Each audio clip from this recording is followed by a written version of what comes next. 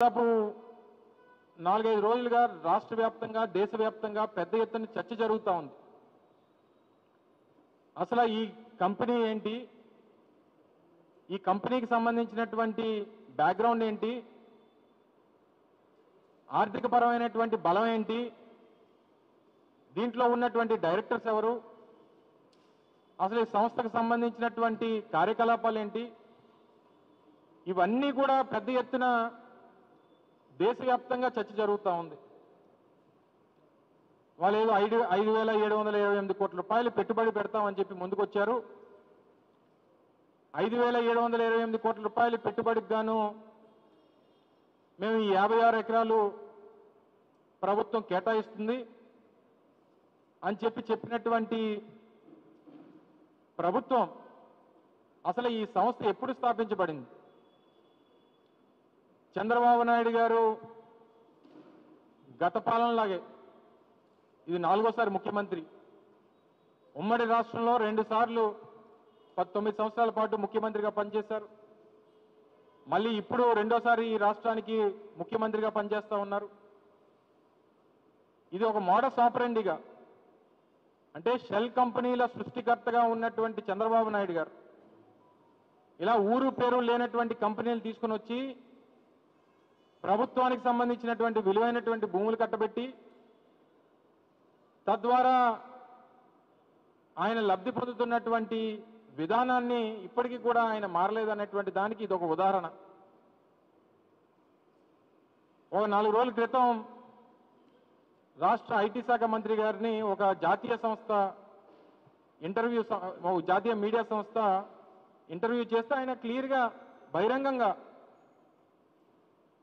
ప్రజలను ఉద్దేశిస్తూ ఆయన మాట్లాడింది ఏంటంటే, మేము ఇటువంటి భూ కేటాయింపులు ఈ డీల్స్ మాకు సర్వసాధారణం, 1995 నుంచి మాకు ఇది ఒక రొటీన్ ప్రొసీజర్, మాకు ఇది అలవాటు అనేటువంటిది నిస్సిగ్గుగా ఒక జాతీయ సంస్థకి ఇచ్చినటువంటి మీడియా ఇంటర్వ్యూలో ఆయన చెప్పినటువంటి కథనాలు మనన్నీ కూడా చూసాం. ఫిబ్రవరి 12వ తారీఖు 2025వ సంవత్సరం, అంటే ఇదే సంవత్సరం ఫిబ్రవరి 12వ తారీఖున మినిస్ట్రీ ఆఫ్ కార్పొరేట్ అఫైర్స్ ఒక కంపెనీని రిజిస్టర్ చేసి, ఆ రిజిస్టర్ చేసినటువంటి కంపెనీ ఏదైతే మినిస్ట్రీ ఆఫ్ కార్పొరేట్ అఫైర్స్లో ఉర్సా క్లస్టర్స్ ప్రైవేట్ లిమిటెడ్ పేరిట 12వ తారీఖు ఫిబ్రవరి రిజిస్టర్ చేసినటువంటి కంపెనీ ఇది. దీనికి భూ కేటాయింపులు మన ఏప్రిల్ 2వ వారంలో భూ కేటాయింపులు 56 ఎకరాలు చేశారు. అంటే కేవలం 2 మాసాలు అనుభవం ఉన్నటువంటి ఒక సంస్థకు తీసుకొని వచ్చి విశాఖపట్నంలో వేల కోట్ల రూపాయలు విలువైనటువంటి భూమిని తీసుకొని వచ్చి దారాదత్తం చేస్తే, దీని మీద పెద్ద ఎత్తున దేశవ్యాప్తంగా రాష్ట్ర వ్యాప్తంగా చర్చ జరుగుతూ ఉంటే ఇప్పటికీ కూడా ప్రభుత్వం ఎందుకు స్పందించట్లేదు, ఎందుకు సమాధానం చెప్పట్లేదు, దీని వెనకాతల ఎవరున్నారు, లేదా మౌనం అంగీకారంగా భావించమంటారా రాష్ట్ర ప్రజల్ని అని చెప్పి ఈ సందర్భంగా కోరుతా ఉన్నా.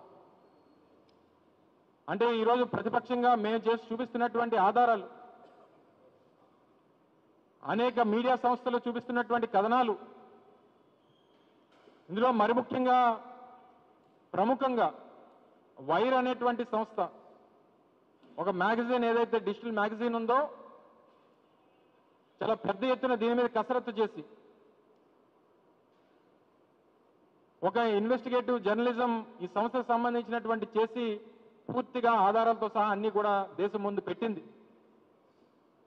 నేరుగా ఈ రాష్ట్ర ముఖ్యమంత్రిని ప్రశ్నించింది, దీనికి తగ్గ సమాధానం చెప్పమని చెప్పి కోరుతా ఉంది.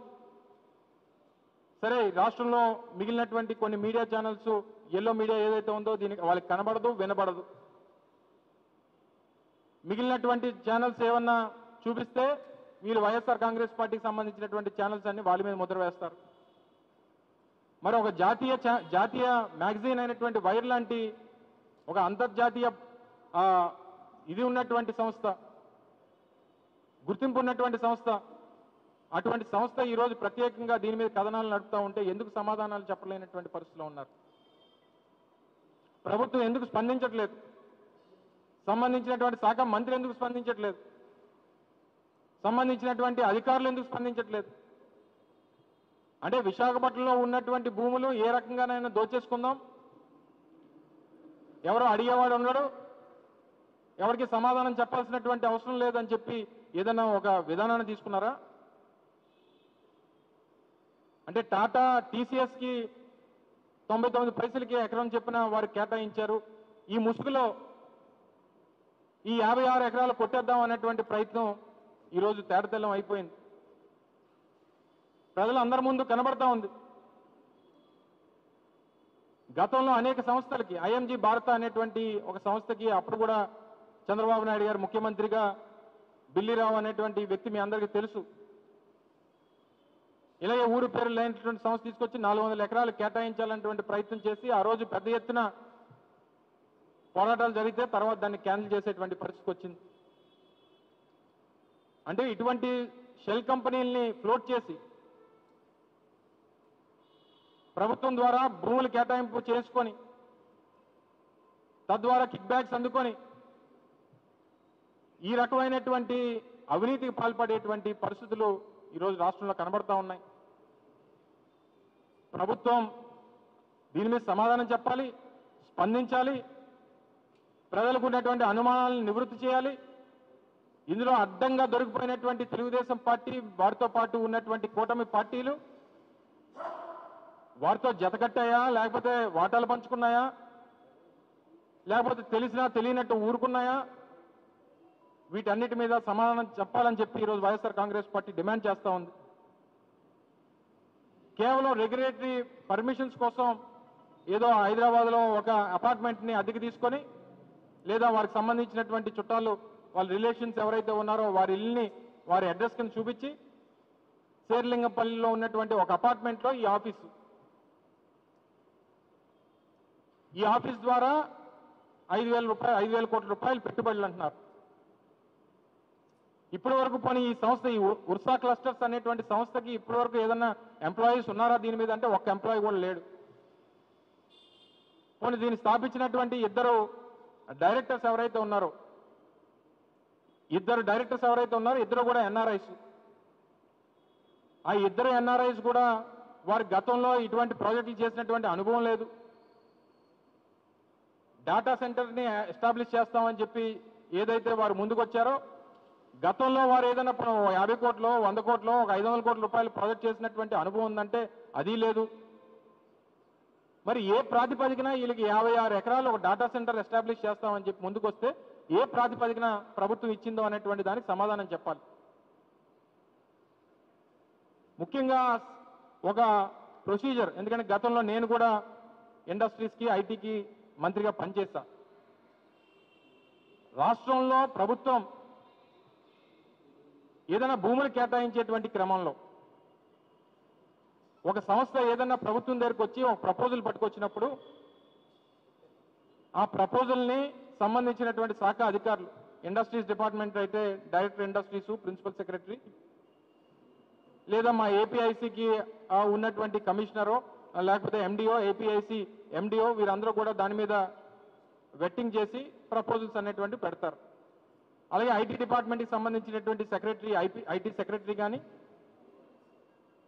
లేదా అందులో ఉన్నటువంటి డైరెక్టర్స్ కానీ వాళ్ళు వెట్టింగ్ చేసి వాళ్ళు ప్రపోజల్స్ ప్రభుత్వం అని తీసుకొని వస్తారు. తరువాత ఎస్ఐపిసి అనేటువంటి స్టేట్ ఇన్వెస్ట్మెంట్ ప్రమోషన్ కమిటీ అనేటువంటి ఒక కమిటీ, డైరెక్టర్ ఇండస్ట్రీస్ దానికి కన్వీనర్గా ఉంటారు, చీఫ్ సెక్రటరీ దాన్ని హెడ్ చేస్తారు. దాదాపు 10-12 మంది సీనియర్ ఐఏఎస్ అధికారులు ఆ కమిటీలో ఉంటారు. సహజంగా కమిటీలో వచ్చినటువంటి ప్రపోజల్స్ అన్నింటినీ కూడా అందులో చర్చించి వచ్చినటువంటి ప్రపోజల్స్ అన్నింటినీ కూడా తర్వాత స్థాయి మీటింగ్కి అంటే SIPB, state level investment promotion board, దీన్ని హెడ్ చేసేటువంటిది